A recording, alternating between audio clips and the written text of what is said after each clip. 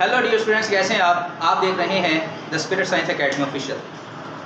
आज क्लास 9 का unit number 3 है इंग्लिश का, जिसका नाम है मीडिया एंड इट्स इम्पैक्ट। इसकी एक एक्सरसाइज का क्वेश्चन है, उसको स्टार्ट करने लगे हैं। और ये एक ग्रामर का टॉपिक है जो कि तकरीबन हर स्टूडेंट को आना चाहिए। ये 10th क्लास वाले को भी सीखना चाहिए, 5 वाले को भी, 6 वाले को भी, 8 वाले को भी, 7 वाले को, सबको सीखना चाहिए। तो ये एक्सरसाइज में कुछ सेंटेंसेस दिए गए हैं, ऊपर हमें हेडिंग दी गई है कि हमने आइडेंटिफाई करना है personal, possessive, reflexive and indefinite pronoun.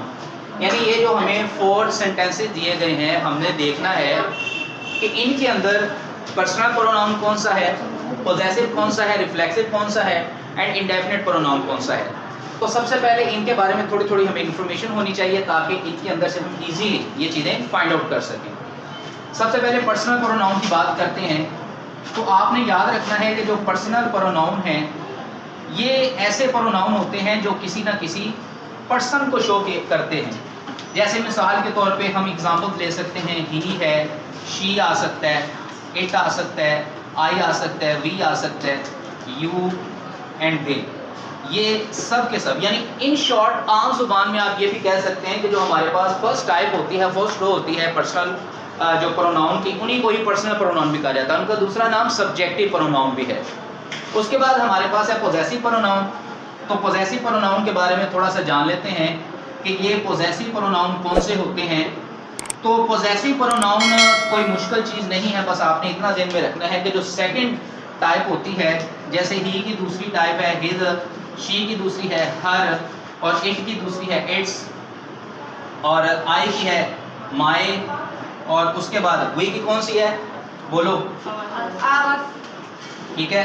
उसके बाद यू की कौन सी है, योर, शाबाश। और दे की देयर, दे की देयर। ये जो नाम है, ये जो प्रोनाउन है, ये सारे पोजेसिव प्रोनाउन कहलाएंगे।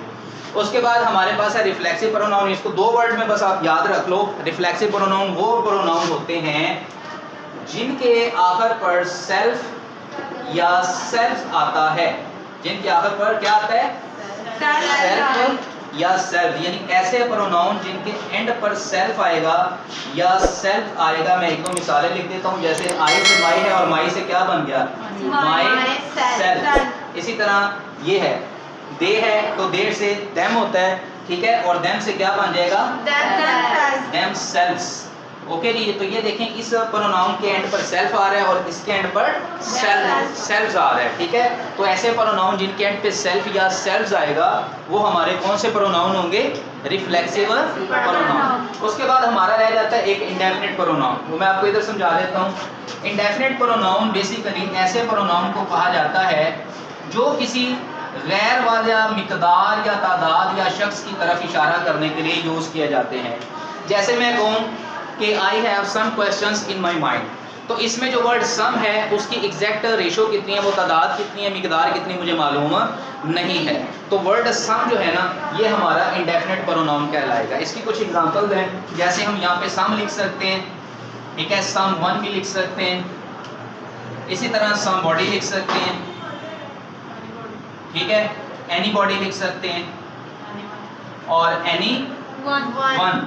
इस तरह करके इसकी बहुत सी मिसालें हैं। बहरहाल ये बस इतनी आप ज़हन में रखें। अब आते हैं अपनी एक्सरसाइज की तरफ, जो हमारा गिवन क्वेश्चन था। जब ये बेसिक रूल आपके क्लियर होंगे तो ये इसमें से चीज़ें समझना बहुत इजी हो जाएगा। तो पहले जो सेंटेंस के अंदर हमारे पास सेंटेंस है, दिस इज़ माई बुक। तो इसके अंदर जो लफ्ज़ माई है, ये क्या है, ये है आपका, बोलो, पोजेसिव प्रोनाउन। कौन सा है, पोजेसिव प्रोनाउन। इसके आगे लिख लेते हैं कि जो हमारा माई है ये है हमारा पोजेसिव प्रोनाउन। ये देखें यहाँ पे भी मौजूद है। इसी तरह हमारे पास सेंटेंस नंबर 2 है, Salman is absent because he is ill. तो इसके अंदर जो ही है ये किसके तौर पे आ रहा है, ये पर्सनल प्रोनाउन के तौर पे आ रहा है। तो हम यहाँ लिख लेंगे कि ये पर्सनल प्रोनाउन है। इस तरह यू विल हर्ट योरसेल्फ, इसके अंदर 2 प्रोनाउन आए हैं।